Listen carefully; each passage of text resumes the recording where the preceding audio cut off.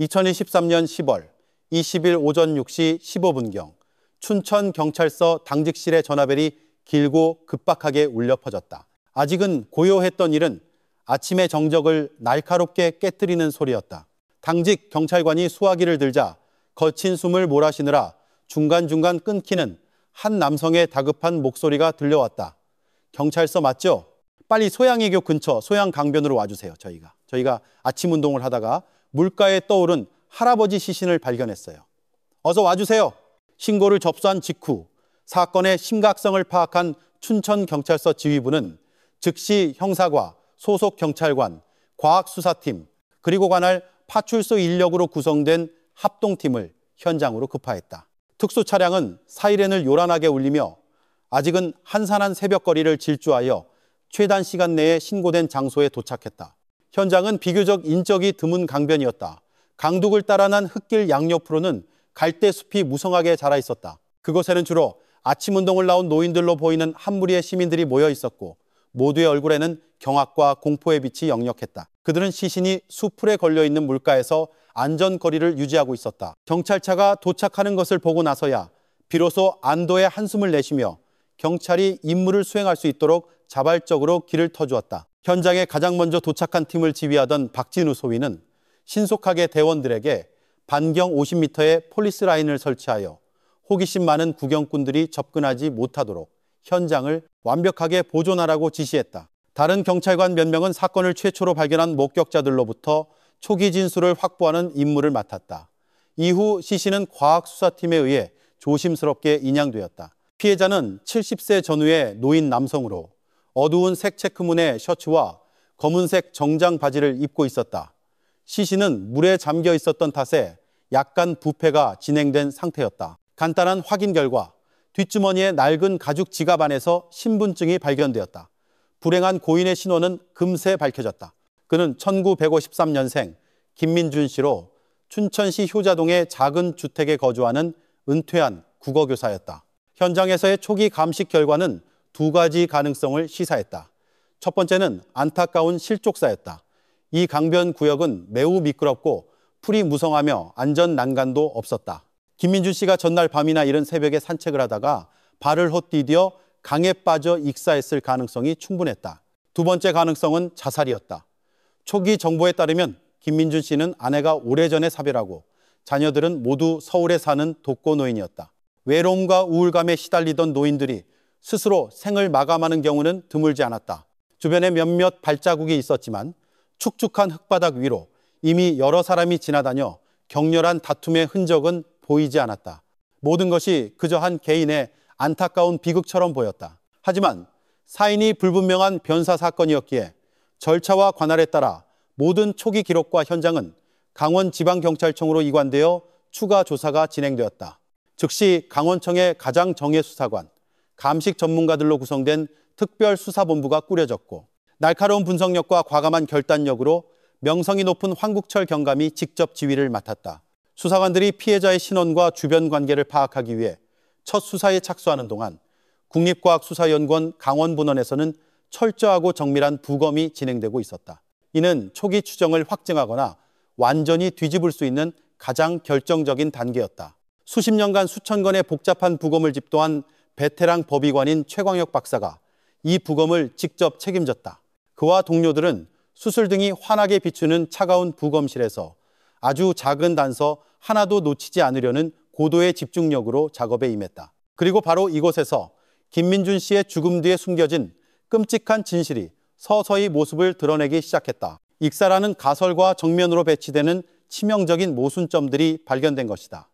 첫 번째이자 가장 중요한 모순은 피해자의 호흡기 계통에 있었다. 사람이 물에 빠지면 본능적인 생존 반사로 필사적으로 발버둥 치며 대량의 물을 폐와 위로 삼키게 되고 이는 급성 폐부종을 유발한다. 하지만 최 박사가 부검을 진행했을 때 그는 매우 놀라운 사실을 발견했다. 흉부를 절개하고 기관지를 검사한 결과 심각한 이상이 확인되었다. 김민준 씨의 양쪽 폐에 들어있는 물의 양은 무시해도 좋을 만큼 극소량이었고 기관지에서 분홍색 거품이 역류한 흔적도 없었다. 위 또한 거의 비어 있었다. 이것은 전형적인 익사체의 소견이 아니었다. 이건 일반적인 익사가 아니야. 최 박사가 조수에게 말했다. 그의 목소리는 신중하게 작업을 이어가는 와중에도 심각하게 가라앉아 있었다. 이 정도의 물은 피해자가 물속에서 거의 호흡 반사를 하지 않았다는 걸 의미해. 이건 단 한 가지를 증명하지. 피해자는 물에 빠지기 전에 이미 사망했거나 최소한 모든 반사 능력을 상실한 완전한 무의식 상태였다는 걸. 의심의 씨앗은 뿌려졌고 최 박사가 피해자의 목 부위를 검사하면서 그 의심은 더욱 굳어졌다. 처음에는 물에 불어 창백하고 부어오른 피부 때문에 작은 흔적을 발견하기 어려웠다. 하지만 고강도 특수 조명과 고배율 확대경 아래에서 끔찍한 단서가 드러났다. 김민준 씨의 목 주위에는 얕지만 매우 깊은 거의 원형에 가까운 자국이나 있었다. 약 1cm의 균일한 폭을 가진 이 자국은 표면이 평평한 것으로 보아 우연히 긁힌 상처가 아니라 부드러운 섬유 재질의 끈 같은 물체에 의해 생긴 것임이 분명했다. 더 중요한 것은 이 부위의 피하 조직을 검사했을 때 무수히 많은 미세한 점상 출혈이 발견되었다는 점이다. 이는 목이 강하게 졸릴 때 압력으로 인해 모세혈관이 파열되어 뇌의 급성 산소 부족을 일으키는 전형적인 의학적 징후였다. 이 두 가지 요소를 종합했을 때 거의 확실한 결론이 내려졌다. 김민준 씨는 끈의 목이 졸려 살해당했다. 사건은 단순 변사 사건에서 극도로 정교하게 위장된 살인 사건으로 완전히 성격이 바뀌었다. 하지만 법의학팀은 여기서 멈추지 않았다. 그들은 범인이 무심코 남긴 서명이자 수사관들에게 진실을 알려줄 귀중한 단서가 될 만한 더 작은 흔적들을 계속해서 찾아나갔다. 그리고 김민준 씨가 입고 있던 체크무늬 셔츠를 정밀 검사하던 중 그것을 발견했다. 부검팀의 한 젊은 수사관이 위에서 두 번째 단추가 떨어져 나간 것을 예리하게 발견했다. 단순히 낡아서 실이 풀어진 것이 아니라 옷감이 찢어질 정도로 강하게 잡아당겨져 몇 가닥의 실만 남아있는 상태였다. 이 디테일은 격렬한 몸싸움이 있었다는 강력한 증거였다. 아마도 마지막 저항의 순간에 피해자가 자신의 옷이나 범인의 옷을 붙잡으면서 단추를 뜯어낼 만큼 강한 힘이 작용했을 것이다. 그리고 결정적인 단서, 과학수사의 황금이라 불리는 단서는 피해자의 양손에 있었다. 김민준 씨의 손톱은 꽤 길고 깔끔하게 관리되지 않은 상태였다. 사소해 보이는 이 디테일이 범인에게는 치명적인 덫이 되었다. 최 박사는 멸균된 특수도구를 사용하여 손톱 및 특히 피해자의 주손인 오른손 손가락 밑에 끼어있는 아주 작은 이물질 샘플을 조심스럽게 채취했다. 이 샘플을 현미경으로 분석한 결과는 수사팀 전체를 숨죽이게 했다. 김민준 씨의 손톱 밑에서 두 종류의 낯선 흔적이 발견되었다. 첫 번째는 피해자가 입고 있던 어떤 옷과도 일치하지 않는 짙은 파란색의 미세한 섬유 조각들이었다. 두 번째, 그리고 더 중요한 것은 다른 사람의 피부세포 몇 개가 발견된 것이다. 이것은 피해자가 생애 마지막 순간에 필사적으로 범인을 핥히었을 때 남겨진 흔적이었다. 살인범의 DNA 샘플이 바로 그들의 손안에 들어온 것이다. 모든 부검 결과는 상세하고 완벽한 보고서로 종합되어 즉시 특별수사본부장인 황국철 경감에게 전달되었다. 최종 결론은 더 이상 논쟁의 여지가 없었다. 김민주 씨는 다른 장소에서 목이 졸려 살해된 후 범인이 범죄를 은폐하기 위해 익사 사고 현장으로 위장하여 시신을 강에 유기했다. 사건은 공식적으로 살인 혐의로 전환되었다. 치밀하고 잔혹하게 범행을 저지른 미지의 범인과 수사본부 간의 두뇌 싸움은 이제 막 시작되고 있었다. 시신이 발견된 당일 오후 강원지방경찰청에는 베테랑 수사관이자 날카로운 사건 분석 능력으로 정평이 난 황국철 경감이 이끄는 특별수사본부가 즉시 설치되었다. 잔혹한 수법과 정교한 위장 현장으로 은폐된 김민준 씨 살인사건은 철강도시의 평온함의 어두운 그림자를 드리웠다. 피해자는 평생을 선량하고 덕망 있게 살아온 은퇴교사로 누구와도 원한 관계가 없었다. 그가 이토록 잔인하게 살해되었다는 사실은 지역 사회에 큰 분노와 불안감을 불러일으켰다. 보이지 않지만 무거운 압박감이 황경감과 수사본부 전원의 어깨를 짓눌렀다. 그들은 고인의 억울함을 풀어주고 정의를 실현하는 것뿐만 아니라 민심을 안정시키고 사회 안보 질서를 회복하기 위해 시간과 싸워야 했다. 즉시 가장 기본적인 수사 절차에 따라 신속하고 전방위적인 수사가 전개되었다. 황 경감은 수사 인력을 여러 팀으로 나누어 용의자 범위를 좁히고 피해자의 생활과 관련된 정황을 신속하게 파악하도록 동시에 작전을 펼쳤다. 첫 번째 수사 방향이자 모든 살인 사건에서 가장 논리적인 접근법은 피해자의 모든 전통적인 인간관계를 샅샅이 조사하는 것이었다. 베테랑 경위가 이끄는 한 팀은 서울에서 생활하고 있는 김민준 씨의 자녀들과 즉시 연락을 취하는 임무를 맡았다. 전화로 아버지의 비보를 접한 세 자녀, 아들 둘, 딸 하나는 그 자리에 얼어붙었다. 그들은 자신의 귀를 믿을 수 없었고 온화했던 아버지가 그토록 비참한 최후를 맞이했다는 것을 상상조차 할 수 없었다. 그들은 즉시 가장 빠른 비행기표를 예매해 강원도로 향했다. 모두의 얼굴은 너무나도 잔인하고 고통스러운 현실 앞에서 넋이 나가 있었다. 다음 날 경찰서에서 진행된 조사에서 분위기는 극도로 무거웠다. 김민준 씨의 자녀들은 슬픔을 억누르려 애썼지만 아버지의 삶에 대해 이야기하며 끝내 눈물을 참지 못했다. 그들은 아버지가 특히 5년 전 어머니가 돌아가신 이후로 매우 내성적이고 정이 많은 분이었다고 진술했다. 아버지는 가끔 만나 장기를 두거나 차를 마시는 몇몇 동료 교사 외에는 거의 교류가 없었다. 그의 삶은 분재가 있는 작은 정원과 낡은 책들로 가득 찬 집안에서 맴돌았다. 원한 관계로 이어질 만한 사회적 관계에 대해서는 절대 없었다고 단언했다. 그들의 아버지는 평생 누구에게도 큰 소리 한 번 내지 않았고 큰돈 거래나 채무 관계, 원한도 전혀 없었다. 수사관들이 조심스럽게 김민준 씨에게 새로운 연인이 있었는지 묻자 모두 단호하게 고개를 저었다. 그들은 돌아가신 어머니 외에 아버지의 삶에 다른 여성이 존재했다는 사실을 전혀 알지 못했다. 그들이 제공한 정보는 김민준 씨가 외롭고 선량한 노인, 개인적인 원한에 의한 살인의 목표가 될 수 없는 비전형적인 피해자라는 사실을 더욱 명확하게 할 뿐이었다. 이와 동시에 다른 수사팀들도 각지로 흩어져 김민준 씨가 살던 작은 골목의 이웃들부터 옛 친구, 동료들에 이르기까지 수십 명을 접촉하며 진술을 확보했다. 모든 진술은 놀라울 정도로 일치했다. 그들 모두 김민준 씨를 온화하고 모범적이며 모든 이에게 존경받는 전직 교사로 묘사했다. 그는 이웃과 잘 어울리면서도 매우 조용한 삶을 살았다. 누구도 그가 낯선 사람과 어울리거나 일상생활에서 의심스러운 행동을 하는 것을 본 적이 없었다. 단 하나의 작은 디테일, 맞은편 집에 사는 민식이라는 청년과 몇몇 이웃이 언급한 사소한 점이 있었다. 그것은 최근 몇 달간 김민준 씨가 눈에 띄게 밝고 활기차 보였다는 것이다. 가끔 그들은 그가 현관에 혼자 앉아 새로 산 스마트폰 화면을 들여다보며 혼자 미소 짓는 것을 보았다. 하지만 당시에는 아무도 그 점에 대해 깊이 생각하지 않았다. 그들은 그저 노인이 어떤 소소한 즐거움을 찾았으리라 짐작했을 뿐이다. 코미디 프로그램을 보거나 재미있는 이야기를 읽거나 혹은 서울에 있는 자식들과 영상 통화를 하고 있으리라고 생각했다. 수일간의 끈질긴 조사와 수백 건의 정보 분석 끝에 피해자의 실제 사회적 관계에 초점을 맞춘 수사는 완전히 막다른 길에 부딪혔다. 범인은 마치 유령처럼 김민준 씨의 지인 관계망 속에서 어떠한 흔적도 남기지 않은 완전한 미지의 인물이었다. 수사본부는 보이지 않는 견고한 벽이라는 첫 번째 난관에 봉착했다. 우발적인 강도살인이라는 가설도 제기되었지만 김민준 씨가 전문 강도의 표적이 될 만한 귀중한 재산을 가진 은퇴 교사가 아니라는 점, 그리고 더 중요하게는 정교하게 조작된 현장은 범인이 충동적으로 행동한 것이 아니라 매우 치밀하게 계획했음을 보여주었기 때문에 설득력이 떨어졌다. 늦은 밤 수사회의실, 수사본부 사무실의 공기는 극도로 긴장되었다. 담배 연기가 자욱했고 모두의 얼굴에는 고뇌와 피로가 가득했다. 모든 방향이 막힌 듯 했을 때 수사본부의 막내이자 기술 분야를 담당하던 젊은 이준호 경위가 조심스럽게 일어서며 의견을 제시했다. 경감님, 그리고 선배님들, 의견 하나 드려도 되겠습니까? 준호는 약간 망설이는 듯 했지만 분명한 목소리로 말했다. 저희가 아직 깊이 파고들지 않은 단서가 하나 있는 것 같습니다. 바로 현장에서 사라진 피해자의 스마트폰입니다.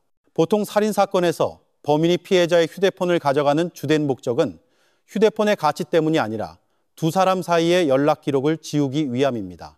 이는 범인과 피해자가 서로 아는 사이일 가능성이 높다는 것을 시사합니다. 하지만 이 관계는 현실 세계가 아닌 다른 채널, 예를 들어 소셜미디어를 통해 이루어졌을 수 있습니다. 또한 이웃들로부터 수집한 정보, 즉 피해자가 최근 스마트폰을 자주 사용하며 즐거워 보였다는 점과도 연결됩니다. 어쩌면 범인은 김민준 씨의 온라인 지인일 수 있으며 범행 동기는 개인적인 원한이 아니라 연애 사기나 금전 사기와 같은 다른 문제일 수 있습니다. 이준호 경위의 의견은 교착 상태에 빠진 회의실에 예기치 않은 섬광처럼 번쩍였다.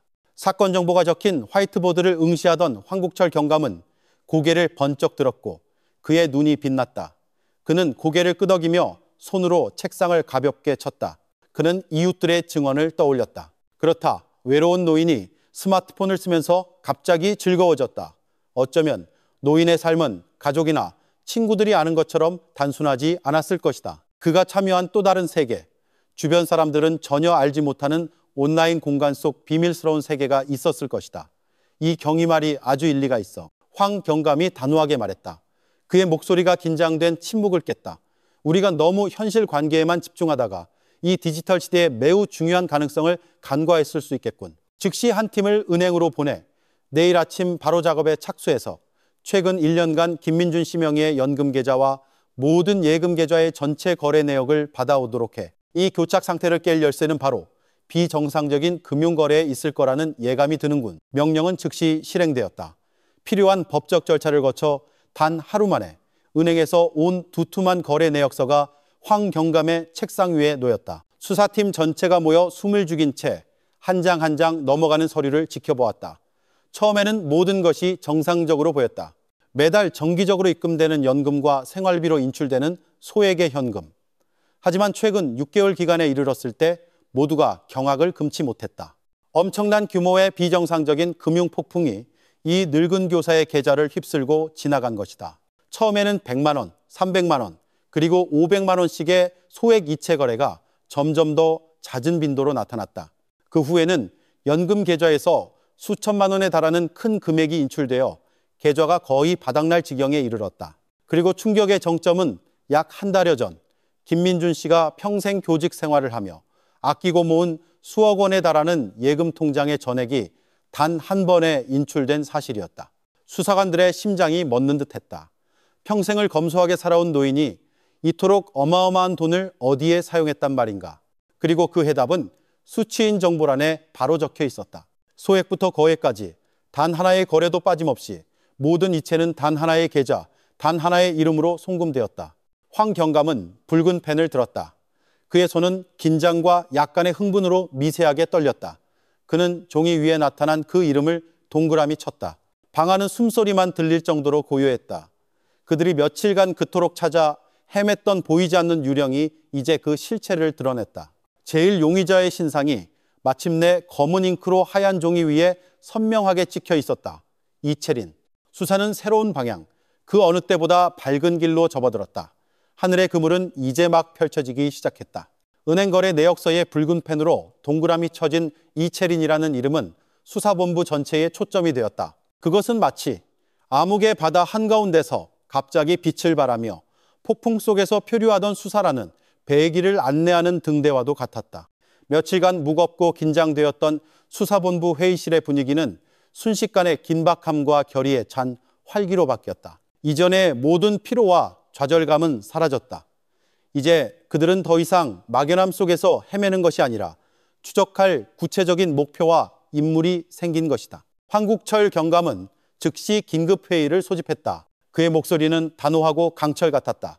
그는 수사팀을 여러 갈래로 나누어 이채린이라는 인물을 신속하고 은밀하게 파악하고 추적하라는 지시를 내렸다. 형사과장이 직접 지휘하는 첫 번째 수사팀은 은행 및 행정기관과 직접 협력하는 임무를 맡았다. 계좌번호와 계좌 개설 시 사용된 주민등록번호 정보를 통해 용의자의 신원을 완전히 파악하는 것은 어렵지 않았다. 불과 몇 시간 만에 26세 이채린의 전체 신상 정보가 황경감의 책상 위에 놓였다. 서류 속 정보는 수사본부의 의심을 더욱 깊게 만들 뿐이었다. 이채린은 춘천 출신이 아니었다. 그녀의 주민등록상 주소지는 강원도의 가난한 산골 지역인 영월군이었다. 더 중요한 것은 그녀가 꾸며냈을 법한 시나리오와는 달리 어떤 예술 전문대학의 마지막 학년 학생도 아니었다는 점이다. 생활기록부에 따르면 이채린은 고등학교 2학년 때 자퇴했으며 이후 가출을 반복하고 여러 임시직을 전전하며 안정된 직업 없이 복잡한 과거를 보냈다. 그녀가 가장 최근에 등록한 임시거주지는 춘천시 근화동의 한 작은 골목, 깊숙한 곳에 위치한 허름한 원룸촌이었다. 작전지도 위에서 등골이 오싹해지는 우연이 즉시 드러났다. 그 원룸촌은 김민준 씨의 시신이 발견된 현장에서 불과 3km도 채 떨어지지 않은 곳이었다. 이 거리는 어두운 밤에 신속하고 편리하게 이동하기에 충분히 가까운 거리였다. 의심의 원은 이 용의자를 중심으로 무섭게 좁혀지기 시작했다. 즉시 위장과 잠입에 능한 가장 노련한 외근 형사들로 구성된 팀이 해당 원룸촌으로 파견되어 은밀하게 감시하고 확인하는 작전에 돌입했다. 그들은 주변 주민들 사이에 빠르게 녹아들었다. 어떤 이는 방을 구하러 온 젊은 부부 행세를 했고, 어떤 이는 배달 대행 기사로 위장해 골목 어귀에서 손님을 기다리는 척했다. 또 다른 이는 행상인으로 변신했다. 이 모든 것은 어떠한 의심도 사지 않고 대상을 자연스럽게 관찰하며 주변 사람들로부터 정보를 수집하기 위함이었다. 그리고 그들이 첫날 수집한 정보는 이채린의 진짜 얼굴을 폭로하고 사건의 또 다른 중요한 연결고리를 열어주었다. 이채린은 분명 그 주소에 살고 있었지만 혼자가 아니었다. 그녀와 동거하는 남성이 있었고, 신원 조회 결과 그는 28세의 최민수로 역시 무직이며 특히 2년 전 공무집행방해로 전과 기록이 있는 인물이었다. 최민수의 등장은 수사본부로 하여금 새로운 가설을 세우게 했다. 이것은 개인의 범죄가 아니라 치밀한 공모와 결탁이 있는 커플의 소행일 가능성이 높다는 것이었다. 이는 또한 위장 현장을 만드는 데 있어서의 정교함과 교활함을 설명해 주었다. 세입자를 가장한 형사들은 원룸 주인 아주머니에게 교묘하게 접근해 이야기를 나눴다. 의심 없이 순박했던 주인 아주머니는 매우 귀중한 정보를 제공했다. 그녀의 말에 따르면 이 커플은 반년 전쯤 이곳에 이사 왔다. 처음에는 조용하고 검소하게 살며 궁핍해 보였다. 월세도 매달 늦게 냈다. 하지만 서너 달 전부터 그들의 생활이 눈에 띄게 달라졌다고 했다. 그것들 딱히 정해진 직업도 없어요. 주인 아주머니는 형사에게 빈방 열쇠를 건네주며 수다를 떨었다. 듣자 하니 채린이는 인터넷으로 뭘 좀 팔고 민수라는 놈은 맨날 빈둥거린다던데. 근데 요즘 돈 쓰는 게 물쓰듯해요. 얼마 전에 번쩍이는 흰색 BMW 스쿠터를 새로 샀는데 그거 억대는 아니더라도 몇천 원 할걸요. 휴대폰도 최신형으로 계속 바꾸고 명품 옷도 맨날 사들이고 가끔은 배낭 메고 제주도나 부산으로 며칠씩 여행도 다녀오더라고. 나랑 이웃들도 쟤들이 복권에라도 당첨됐나, 뭔 수로 저렇게 빨리 부자가 됐나 궁금해했지. 이 정보들은 수사본부가 김민준 씨의 은행 거래 내역에서 분석한 내용과 완벽하게 일치하는 퍼즐 조각들이었다. 이채린과 최민수가 갑자기 부유해진 시점은 늙은 교사의 계좌가 맹렬하게 축나기 시작한 시기와 정확히 맞아떨어졌다. 사건의 두 주요 용의자의 모습이 점점 더 뚜렷해졌다. 그들은 안정된 직업이 없으면서도 사치스러운 생활을 했다. 남녀 한 쌍. 이 모든 것은 황경감과 동료들에게 잔혹한 연애 사기극의 시나리오를 떠올리게 했다. 형사들이 이채린과 최민수의 모든 움직임을 철저히 감시하는 동안 황경감은 또 다른 팀, 즉 첨단 기술팀에게 과학적 증거를 확보하라고 지시했다. 법정에서 범인들이 부인할 수 없는 증거를 확보하기 위함이었다. 획기적인 의견을 제시했던 이준호 경위가 직접 이끄는 과학수사팀은 통신사와 협력하는 임무를 맡았다. 김민준 씨의 휴대폰은 사라졌지만 이채린과 최민수가 사용하는 두 휴대폰의 통화 기록, 문자 메시지, 그리고 가장 중요한 기지국 위치 정보는 서버에 그대로 남아 있었다. 그리고 하루 동안의 끈질긴 분석 결과 누구도 부인할 수 없는 철통 같은 증거가 나왔다. 사건 발생일 저녁 7시 55분부터 9시가 넘는 시간까지 이채린과 최민수의 두 휴대폰 신호는 모두 동일한 통신기지국에서 동시에 잡혔다. 이 기지국의 전파 범위는 소양강변, 정확히 김민준 씨가 살해된 장소를 포함하고 있었다. 데이터는 또한 그 이전인 저녁 7시 30분경에는 그들의 신호가 여전히 원룸 근처에 있었고 9시 15분 이후에야 이동하여 원룸으로 돌아왔음을 보여주었다. 이 이동 경로는 그들의 거짓말을 폭로했다. 그들이 만들려 했을지도 모를 알리바이는 감정 없지만 절대적으로 정확한 과학 데이터에 의해 완전히 무너졌다. 동시에 다른 수사팀은 훨씬 더 어렵고 인내심을 요구하는 임무에 직면했다. 이채린과 최민수의 원룸에서 강변 현장으로 이어질 가능성이 있는 모든 경로의 주택 및 상가 CCTV 시스템을 전부 확인하는 것이었다. 이 작업은 모래사장에서 바늘 찾기와 같았다. 수십 대의 카메라에서 나온 수백 시간 분량의 영상을 1초도 놓치지 않고 꼼꼼하게 다시 봐야 했다. 하지만 강철 같은 끈기와 결의로 이틀 밤낮을 뜬 눈으로 보낸 끝에 기적이 일어났다. 컴퓨터 화면에 눈을 고정하고 있던 한 젊은 형사가 사무실에서 외쳤다. 그는 한건자재 가게의 CCTV에서 추출한 희미한 영상을 찾아냈다. 영상은 화질이 좋지 않고 어두워서 노이즈가 심했지만 사건 발생일 저녁 7시 32분경 흰색 BMW 스쿠터의 남녀가 함께 타고 강변 방향으로 이동하는 장면을 담고 있었다. 얼굴은 식별할 수 없었지만 스쿠터의 특징적인 디자인, 운전하는 남성과 뒷좌석에 앉은 여성의 체격이 최민수와 이채린의 차량 및 인상착의와 완전히 일치했다. 더 중요한 것은 약 1시간 45분 후 바로 그 카메라가 이 스쿠터가 반대 방향으로 돌아오는 모습을 다시 포착했다는 점이다. 증거는 너무나도 명확했다. 은행거래 내역을 통해 드러난 재산 탈취 동기, 거주지와 시간의 우연한 일치, 그리고 휴대폰 위치 정보와 CCTV 영상이라는 부인할 수 없는 과학적 증거들이 서로 얽히고 보완하며 깨트릴 수 없는 그물을 형성했다. 수사본부는 이채린과 최민수가 김민준 씨를 상대로 사기 및 재산 탈취를 계획하고 이후 단서를 없애기 위해 잔인하게 살해한 두 범인이라고 확신할 충분한 근거를 확보했다. 황국철 경감은 피해자의 사진 바로 옆에 이채린과 최민수의 사진이 꽂혀 있는 사건 현황판을 올려다보았다. 그의 얼굴이 굳어졌고 눈빛에는 결의가 서려 있었다. 그는 수화기를 들어 각 팀과 연결했다. 모든 팀 준비되었나? 이채린과 최민수에 대한 긴급 체포 및 압수수색 영장은 춘천지방검찰청의 승인을 받았다. 지금 즉시 행동한다. 절대적인 비밀과 기습을 요한다. 둘 다 체포해야 하며 도주하거나 증거를 인멸할 기회를 주어서는 안 된다. 최후의 심판의 시간이 다가왔다. 며칠간 조용히 펼쳐졌던 정의의 그물이 이제 걷어 올려질 준비가 되었다. 2023년 10월 26일 늦은 오후, 하루의 마지막 햇살이 춘천의 지붕들을 누렇게 물들이기 시작할 무렵, 정의의 그물이 조용하지만 절대적으로 촘촘하게 펼쳐졌다. 이채린과 최민수의 원룸이 있는 근하동의 작은 골목 주변 전체는 수사본부 소속 외근 형사들에 의해 비밀리에 포위되었다. 그들은 평범한 시민으로 위장했다. 어떤 이는 골목 어기찻집에서 낡은 오토바이에 앉아 있었고 어떤 이는 산책하는 부부 행세를 했다. 또 다른 이는 퇴근 후 전화를 받는 노동자처럼 보였다. 이 지역의 모든 움직임, 모든 출입구는 경찰력의 통제하에 있었다. 이 분비는 주택가에서 누구도 중대살인 사건의 수사가 막바지에 이르렀다는 것을 알아채지 못했다.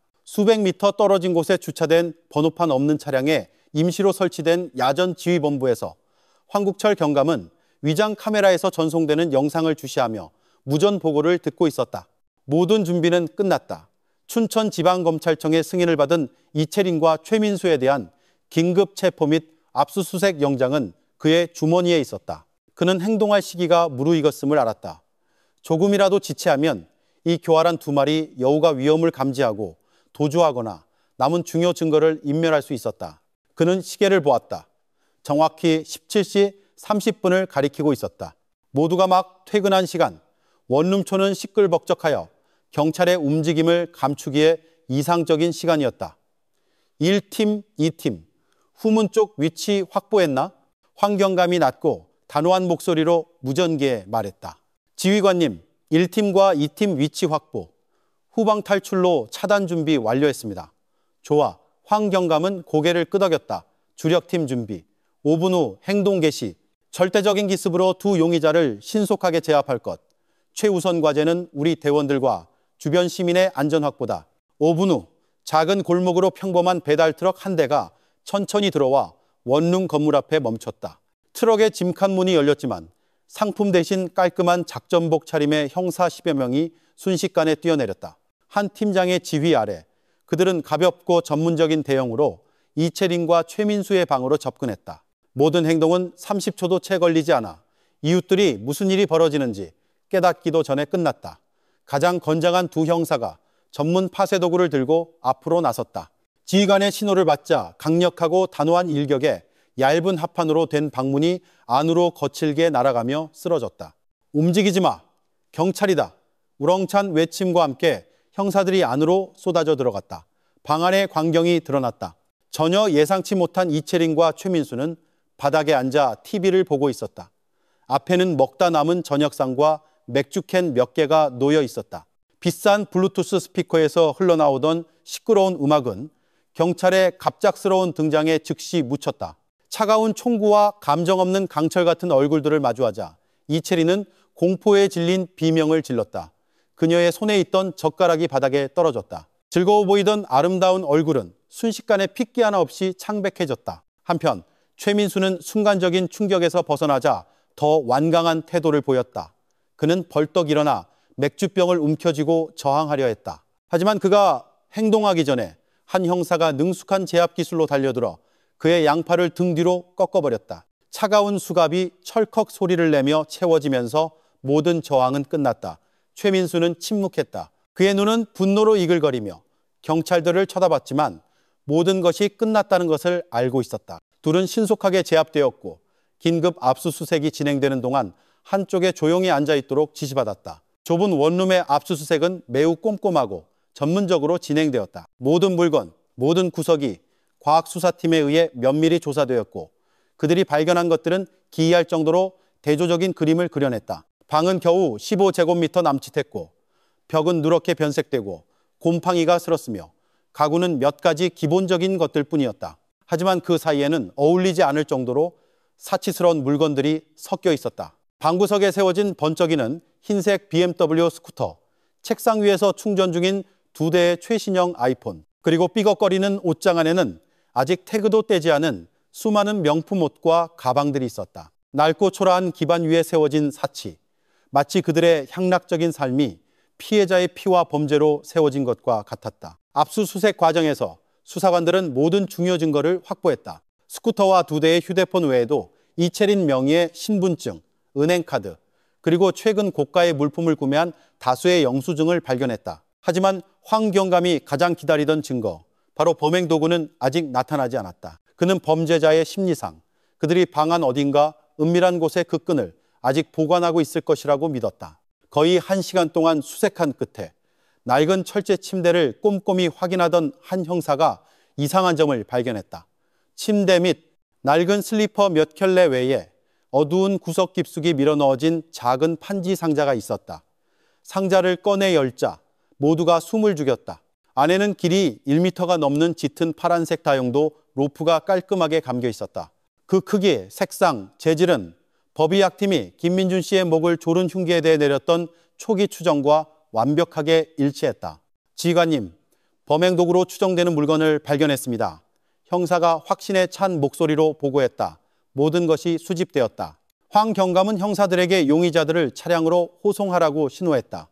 이채린과 최민수가 수갑을 차고 끌려가는 모습은 원룸촌 전체에 큰 소동을 일으켰다. 무슨 일인지 궁금해하던 이웃들은 이제야 모든 것을 깨달았다. 그들은 때를 지어 수군거리며 어제까지만 해도 그들의 갑작스러운 부유함을 부러워했던 커플을 향해 경악과 공포 그리고 경멸이 섞인 시선을 보냈다. 이채린은 고개를 푹 숙였다. 긴 머리카락이 눈물과 굴욕으로 얼룩진 얼굴을 가렸다. 반면 최민수는 고개를 든 채 무거운 발걸음을 옮겼다. 그의 눈은 특수 차량에 태워지기 전 마지막으로 주변 사람들을 도전적인 눈빛으로 훑어보았다. 차량은 두 범인과 부인할 수 없는 증거들을 싣고 작은 골목을 떠나 강원지방경찰청으로 향했다. 가로등이 켜지기 시작하고 도시는 불빛으로 물들었다. 하지만 이채린과 최민수에게는 징벌과 대가의 어둡고 기나긴 밤이 이제 막 시작되고 있었다. 모든 가면이 벗겨질 취조실에서의 두뇌 싸움이 그들을 기다리고 있었다. 2023년 10월 26일 밤 강원지방경찰청의 분위기는 그 어느 때보다 무겁고 긴장되었다. 성공적인 급습과 체포 후 이채린과 최민수는 서로 완전히 격리된 별개의 취조실로 이송되었다. 이는 공범 간의 말맞추기를 방지하고 심리적 연결고리를 끊어 각 개인에게 개별적인 압박을 가하기 위한 기본적이면서도 매우 중요한 전술적 절차였다.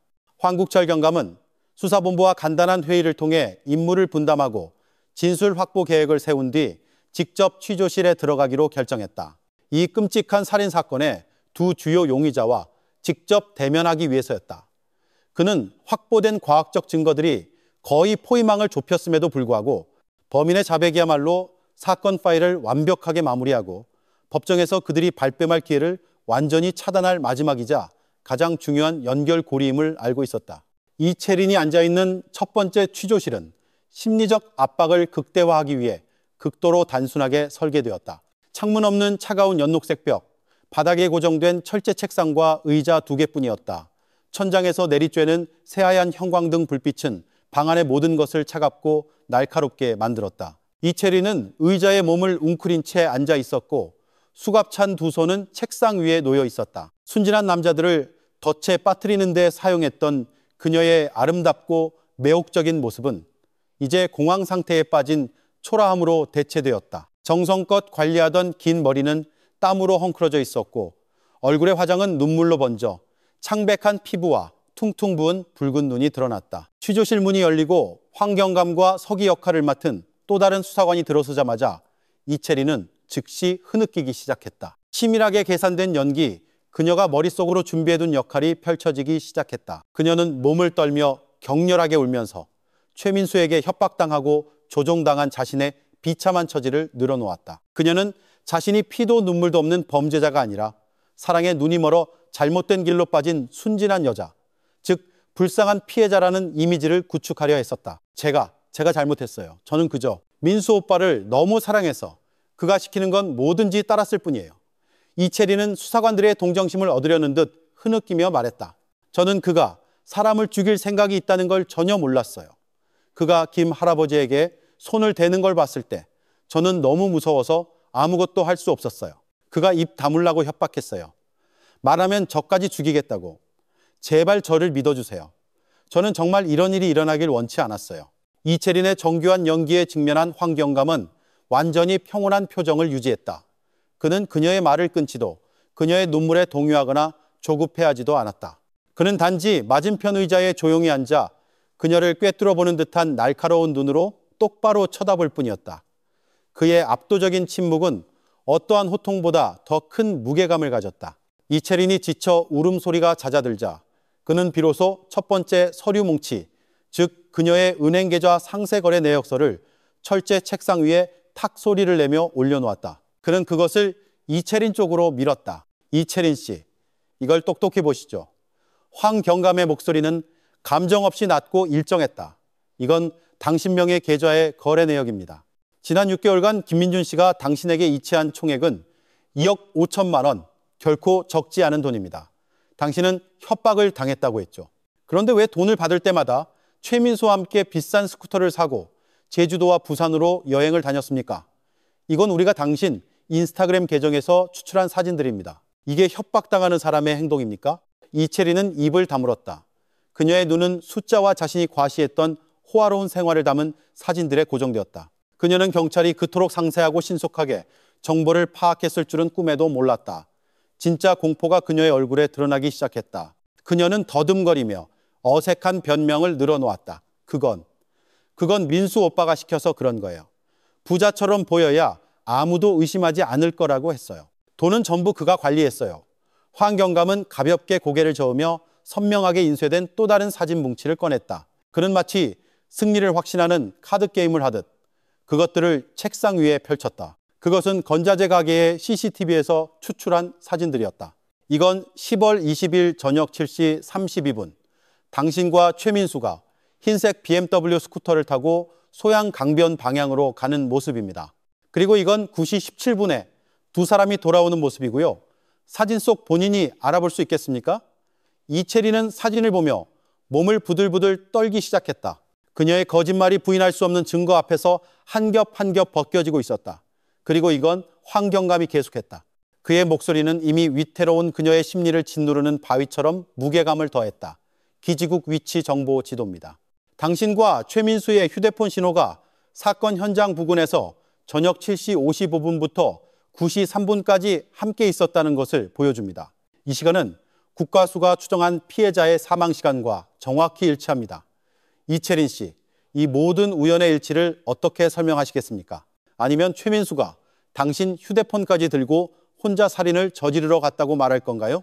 부인할 수 없는 과학적 증거들로 이어진 연쇄 공격은 마침내 이채린이 애써 쌓아올린 거짓 방어벽을 완전히 무너뜨렸다. 그녀는 모든 부인과 연기가 무의미해졌음을 깨달았다.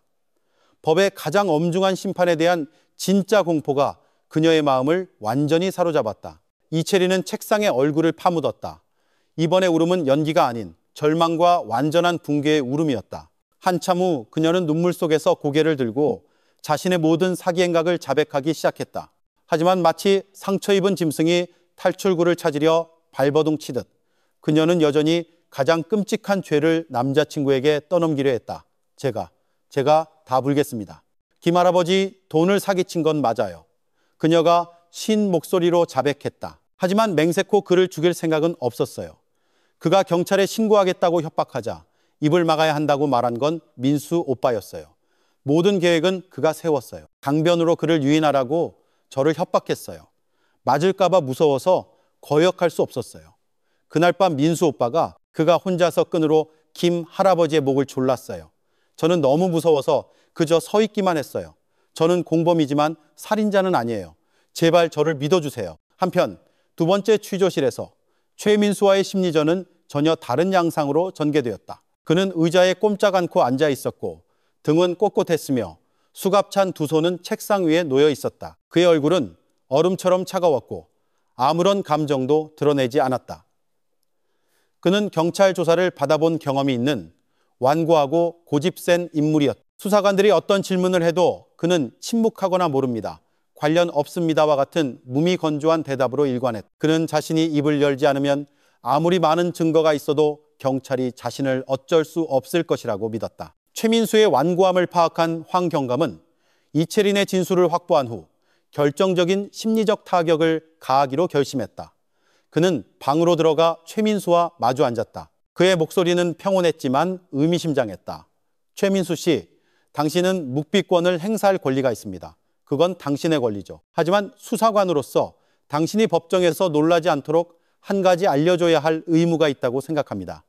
옆방의 이채린 씨가 모든 것을 자백했습니다. 최민수는 순간적으로 흠칫했지만 곧 냉정한 표정을 되찾았다. 그는 믿지 않는다는 듯 비웃음을 지었다. 황 경감은 그의 반응에 개의치 않고 마치 최민수의 머릿속에 못을 박듯 천천히 한 글자 한 글자 강조하며 말을 이었다. 그녀는 사기와 살인의 모든 계획이 당신 혼자 주도하고 실행했다고 진술했습니다. 자신은 당신 손에 노란한 꼭두각시였고 당신에게 협박당해 돈을 뜯어내고 김 할아버지를 약속 장소로 유인하는 등 모든 일을 억지로 했다고 말했죠. 심지어 당신이 우리가 당신 침대 밑에서 발견한 그 파란색 다용도 로프를 사용해 혼자 김 할아버지의 목을 졸랐다고 아주 상세하게 진술했습니다. 자신은 너무 무서워서 그저 지켜볼 수밖에 없었다고요. 이 진술과 그녀가 수사에 순순히 협조하는 태도를 고려하면 그녀는 법의 관용을 받을 가능성이 높습니다.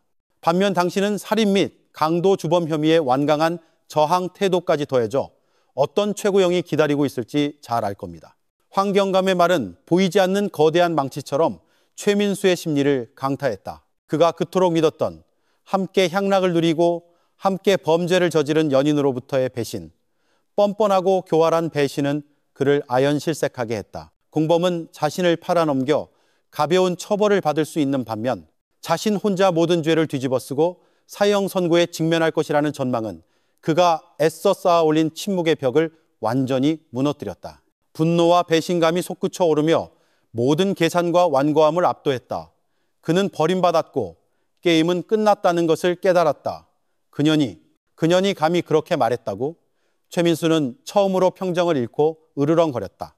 그의 눈은 분노로 붉게 충혈되었고 수갑찬 두 주먹은 뼈마디가 하얗게 될 정도로 꽉 쥐어졌다. 그리고 마치 둑이 터지듯 그는 한마디의 숨김도 없이 모든 것을 쏟아내기 시작했다. 그의 목소리는 증오와 악의로 가득 차 있었다. 그는 자신의 죄를 자백했을 뿐만 아니라 이채린을 더 깊은 수렁으로 끌어들이려 애썼다. 그는 모든 계획에서 그녀가 얼마나 주도적인 역할을 했는지 폭로했다. 취조실에서의 심리전은 끝났다. 배신감에서 비롯된 분노는 최민수의 완고한 침묵의 벽을 완전히 허물어뜨리는 마지막 촉매제가 되었다. 그는 더 이상 어떤 비밀도 간직하지 않았다. 마치 쏟아지는 폭우 끝에 댐이 무너지듯 그는 자신과 이채린의 모든 범죄를 쏟아냈다. 뉘우치는 참회자의 모습이 아니라 연인을 함께 나락으로 끌고 가려는 자의 증오와 악의에 찬 모습으로 최민수의 진술은 계산적이고 자기 변명으로 가득했던 이채린의 진술과 나란히 놓였을 때 수사본부로 하여금 좁은 원룸에서 싹튼 어두운 음모부터 소양강변의 고요한 어둠 속에서 벌어진 냉혈한 행동에 이르기까지 범죄의 전 과정을 섬뜩할 정도로 상세하고 완벽한 그림으로 재구성하게 해주었다. 진실은 이채린이 눈물로 그려내려 했던 것과는 전혀 달랐다. 그녀는 강요받은 희생자나 조종당한 꼭두각시가 아니었다. 오히려 그녀는 주도적인 연결고리이자 탐욕과 두려움으로 살인의 의도를 싹 틔우고 키워낸 교활하고 잔인한 공범이었다. 최민수의 진술에 따르면 여성 특유의 예민함과 수개월간 김민준 씨의 심리를 조종한 경험을 바탕으로 피해자의 태도 변화와 의심 섞인 말을 가장 먼저 알아차린 것은 바로 이채린이었다. 그녀는 최민수보다 먼저 발각될 위험을 감지했다. 모든 것은 김민준 씨가 따져 묻는 전화를 걸어온 그 운명적인 밤에 시작되었다. 그가 경찰에 신고하겠다고 위협하자 극도의 공황 상태에 빠진 것은 바로 이채린이었다. 그녀의 공황은 단순히 감옥에 갈 것이라는 두려움에서 비롯된 것이 아니었다. 그것은 그녀가 공들여 키운 황금알을 낳는 거위가 소나기에서 빠져나가려 하고 그녀가 누리던 호화로운 삶이 망가질 것이라는 아쉬움과 분노가 뒤섞인 것이었다. 좁은 원룸 안에서 이채린은 마치 우리에 갇힌 짐승처럼 서성거리며 머리를 쥐어뜯고 최악의 시나리오들을 계속해서 내뱉었다. 이제 어떻게? 저 영감이 진짜 경찰에 신고하면 우리 끝장이야. 돈 전부 내 통장으로 들어왔고 내 이름으로 되어 있으니 내가 제일 큰 벌을 받을 거라고 그녀는 억울함이 가득한 목소리로 신음했다. 최민수는 처음에는 전과 기록이 있는 깡패의 사고방식으로 도망칠 생각만 했다. 그는 멀리 도망쳐 아무도 모르는 곳, 예를 들어 남부지방으로 가면 모든 것이 조용해질 것이라고 생각했다. 하지만 이채리는 그 생각을 단칼에 잘랐다. 지금 어딜 도망가? 신분증, 계좌, 전부 내 실명이야.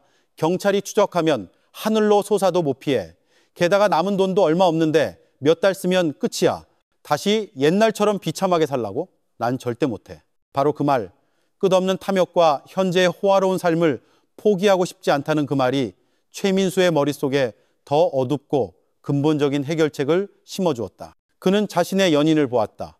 아름답지만 이기심과 실용주의로 가득 찬 여자. 그는 둘 다 막다른 길에 몰렸고 더 이상 물러설 곳이 없다는 것을 깨달았다. 그리고 최민수 같은 불의의 세계에서 물러설 곳이 없을 때 사람들은 어떤 대가를 치르더라도 길을 막는 벽을 부수는 방법을 택한다. 그럼 어쩌자는 건데? 최민수가 목이 쉰 소리로 물었다. 그의 눈빛은 이채린을 떠보고 있었다. 이채린은 한참 동안 침묵했다. 그녀의 눈은 허공을 응시했고 머릿속에서는 차가운 계산이 이루어지고 있었다. 마침내 그녀는 속삭였다. 필요하다면 부인할 수 있을 만큼 작지만 옆 사람의 머릿속에 의도를 심어주기에는 충분히 명확한 한마디였다. 어떻게든 저 영감이 다시는 말을 못하게 하는 방법은 없을까? 그 말은 불씨였다. 그것은 최민수 내면에서 잠자고 있던 악마를 깨웠다. 그는 이채린을 보았고 연인의 눈에서 무고한 사람의 두려움이 아닌 기다림과 등골이 오싹해지는 암묵적인 동의를 보았다. 그 순간부터 입막음을 위한 살인 계획이 공식적으로 형성되었다. 그들은 공황 상태에서 충동적으로 행동한 것이 아니었다. 오히려 계획은 매우 치밀하게 논의되고 준비되었다.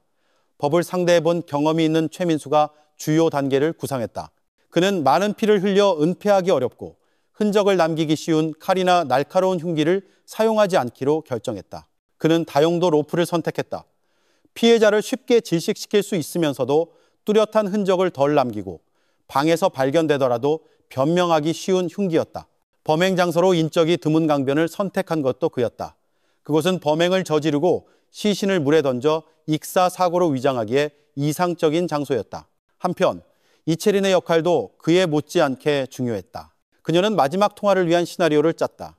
수개월간의 대화를 통해 파악한 김민준 씨의 심리를 바탕으로 이채린은 후회하는 불쌍한 여자를 연기하며 돈을 돌려주고 싶다고 해야만 순진한 노인이 아무런 의심 없이 혼자 약속 장소로 나올 것이라는 것을 알았다. 그 운명적인 통화 속의 모든 단어, 모든 흐느낌은 이채린이 미리 계산하고 연습한 것이었다. 그녀는 단순한 미끼가 아니라 피해자를 죽음으로 이끈 마지막 연극의 연출가였다. 범행 당일 밤 두 사람의 심리 상태도 최민수의 진술을 통해 명확하게 재현되었다. 그는 침착하고 냉정했다. 그에게 이것은 해야 할 일이었고 안락한 삶을 위해 감수해야 할 위험이었다.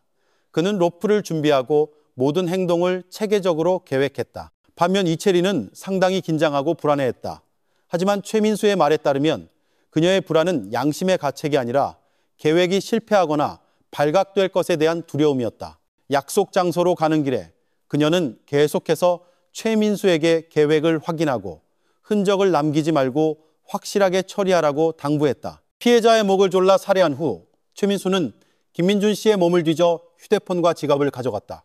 이 행동에는 두 가지 목적이 있었다. 첫째는 휴대폰의 모든 연락 기록을 지우는 것이고, 둘째는 남은 재산을 챙기고 필요하다면 강도 살인으로 위장하기 위함이었다. 최민수의 진술은 또한 김민준 씨의 시신을 강에 던진 후 돌아오는 길에 이채린이 전혀 공황 상태에 빠지거나 울지 않았다는 것을 확인해 주었다. 오히려 그녀는 큰 짐을 던 것처럼 안도의 한숨을 쉬었다. 그녀는 심지어 김민준 씨의 휴대폰을 어디에 버릴지, 그리고 지갑에 남아있던 몇십만 원의 잔돈을 어떻게 나눌지 최민수와 침착하게 상의했다. 자신을 그토록 아끼고 지원해준 사람을 살해하는데 일조한 직후 보인 그녀의 무감각할 정도로 냉정한 모습은 인격의 완전한 타락을 보여주었다. 두 범인의 상세한 자백으로 사건의 전체 그림이 완벽하게 재구성되었다. 수사본부는 즉시 다음 법적 절차를 진행했다. 그들은 최민수와 이채린을 현장으로 데려가 모든 범죄 행위를 재현하는 현장 검증을 실시했다. 현장 검증은 춘천지방검찰청의 엄격한 감독하에 진행되었다. 강변 전체가 통제되었다. 죄수복을 입은 최민수는 어둠 속에 숨어 있다가 튀어나와 마네킹으로 대체된 피해자의 목을 조르고 이채린과 함께 시신을 들어 강에 던지는 행동을 냉정하게 재현했다. 반면 이채린은 전 과정 동안 몸을 떨며 울었다. 그녀가 계속해서 펼치는 연기였다. 현장 검증은 진술 및 이전의 부검 결과와 완벽하게 일치했다. 김민준 씨의 손톱 밑에서 채취한 피부세포 DNA 샘플도 감정을 의뢰한 결과 최민수의 DNA와 100% 일치했다. 원룸에서 발견된 로프 또한 재질과 크기가 피해자의 목에 남은 자국과 일치하는 것으로 확인되었다. 김민준 씨의 옷에 남아있던 실 조각들도 분석되어 단추가 몸싸움 중에 뜯어졌다는 증거를 더욱 공고히 했다. 자백, 물증, 과학적 감정 결과, 그리고 전자데이터에 이르기까지 모든 증거가 수집되어 한치의 허점도 없는 견고한 사건 파일이 완성되었다. 강원지방경찰청은 최민수를 살인 및 강도 혐의로 이채린을 두 혐의 모두에 대한 공범으로 기소하기로 결정했다. 조직적 범행, 잔혹한 범죄 수법, 다른 범죄 은폐 목적 등 가중 처벌 사유가 적용되었다. 모든 사건 파일과 용의자들은 기소를 위해 춘천지방검찰청으로 송치되었다. 정의는 마지막 법정에서 그들을 기다리고 있었다. 체포된 지 4개월 후인 2024년 2월 15일, 쌀쌀한 늦겨울 아침, 피고인 최민수와 이채린에 대한 살인 및 강도 사건 1심 공개 재판이 춘천지방법원에서 열렸다. 기이하고 비극적인 사연을 담은 이 사건은 지난 몇 달간 지역사회에 큰 충격을 주었다. 이른 아침부터 법원 정문 앞에는 많은 시민들이 모여들었다. 그들은 재판을 지켜보고 두 악인의 얼굴을 직접 보고 법의 공정하고 합당한 판결을 기다리기 위해 왔다. 중앙 및 지역 언론사의 많은 기자들도 카메라와 녹화 장비를 들고 현장에 나와 올해 가장 주목받는 사건 중 하나를 취재할 준비를 하고 있었다. 법정 안은 장엄하고 무거운 분위기가 감돌았다. 피해자 유족석에는 김민준 씨의 세 자녀가 말없이 앉아 있었다. 억울하게 돌아가신 아버지 때문에 그들은 단 하루도 편히 잠들지 못했다. 그들이 서울에서 이곳까지 온 것은 범인의 대가를 보기 위함이 아니라 존경하는 아버지를 위한 마지막 정의를 찾기 위함이었다. 오전 8시 정각, 재판장이 개정을 선언했다. 피고인 최민수와 이채린이 교도관들에게 이끌려 법정으로 들어섰다. 방청석의 모든 시선이 그들에게 쏠렸다. 줄무늬 죄수복을 입은 최민수는 체포 당시보다 야위고 검게 탔지만 표정은 여전히 냉담하고 무심했다. 그는 주위를 둘러보지 않고 무거운 발걸음으로 피고인석 앞에 섰다. 반면 이채린은 완전히 무너진 모습이었다. 그녀는 들어올 때부터 흐느껴 울었고 가녀린 몸은 부들부들 떨려 두 명의 여성 교도관이 부축해야 했다. 그녀는 계속 고개를 숙여 헝클어진 긴 머리로 창백한 얼굴을 가리며 최대한 불쌍하고 가련한 모습을 연출하려 했었다. 재판은 춘천지방검찰청 대표의 논고로 시작되었다. 단호하고 명확한 목소리로 검사는 두 피고인의 전체 범죄 과정을 차례로 재구성했다. 이채린이 소셜미디어에서 가짜 사진을 이용해 불쌍한 고아대학생이라는 시나리오를 만들어 외로운 노인인 김민준 씨에게 접근하고 심리를 조종한 것부터 시작하여 총 2억 5천만 원을 갈취한 체계적인 사기 과정, 그리고 범행이 발각될 위기에 처하자 두 사람이 함께 입막음을 위해 잔혹한 살인을 계획하고 익사사고로 위장하여 범죄를 은폐하려 한 범죄의 정점까지 상세히 설명되었다. 공소 사실을 뒷받침하기 위해 검찰은 재판부에 부인할 수 없는 증거들을 차례로 제시했다. 먼저 김민준 씨의 서명이 있는 모든 은행 거래 내역서, 이체 명령서, 예금 인출 전표 등 금융 증거들이었다. 다음은 두 범인의 어설픈 연극을 폭로한 과학적 증거들이었다. 김민준 씨의 사인이 목 졸림에 의한 기계적 질식사이며 사망 시점은 물에 빠지기 전이라는 국립과학수사연구원의 부검 감정서가 공개되었다. DNA 감정 결과 또한 피해자의 손톱 밑에서 발견된 피부 세포가 최민수의 DNA와 완벽하게 일치함을 확인했다. 두 피고인의 원룸에서 발견된 파란색 로프 역시 피해자의 목에 남은 상처에서 발견된 미세 섬유와 완전히 일치하여 범행 도구임이 증명되었다. 전자 증거들도 공개적으로 상영되었다. 기지국 위치 정보 데이터는 범행 당일 밤 이채린과 최민수의 이동 경로를 폭로하며 두 사람이 피해자가 살해된 시간대에 함께 현장에 있었음을 보여주었다. CCTV에서 추출한 희미한 영상들도 비록 얼굴은 불분명했지만 그들의 범죄 경로를 뒷받침하는 데 기여했다. 피고인 신문에서 재판부와 검사의 날카로운 질문에 직면한 두 피고인은 완전히 상반된 태도를 보였다. 최민수는 퉁명스럽고 단답형으로 대답했다. 그는 살인 행위는 인정했지만 마치 어쩔 수 없는 문제 해결 방식이었다는 듯 무심하고 냉정한 태도를 보였다. 그는 전혀 뉘우치는 기색이 없었다. 죽일 생각은 없었습니다. 최민수가 뻔뻔하게 대답했다. 하지만 그 영감이 경찰에 신고한다고 협박했고 잡히면 저와 채린이는 감옥에 가야 했습니다. 감옥에 가기 싫어서 그랬을 뿐입니다. 한편 이채린은 자신의 연극을 계속했다. 그녀는 신문 내내 울면서 자신이 협박당하고 최민수에게 폭행당했다고 계속 주장했다. 저는 돈만 사기쳤습니다. 이채린이 흐느꼈다. 그게 잘못인 줄은 알지만 정말로 사람을 죽일 생각은 없었어요. 민수 오빠가. 그가 저보고 김 할아버지를 강변으로 유인하라고 시켰어요. 따르지 않으면 저까지 죽이겠다고 협박했어요. 너무 무서워서 다른 방법이 없었어요. 재판장님, 제발 살 길을 열어주세요. 그러나 이채린의 연극은 검사의 날카로운 반론에 의해 금세 폭로되었다. 그는 예리한 반박 질문을 던졌다. 피고인이 협박을 당했다면 왜 6개월간의 사기 행각 동안 도움을 요청하거나 멈추려는 어떠한 행동도 하지 않았습니까? 피고인이 최민수를 두려워했다면 왜 돈을 받은 후에는 즐겁게 함께 여행을 가고 명품 쇼핑을 하며 소셜미디어에 자랑했습니까?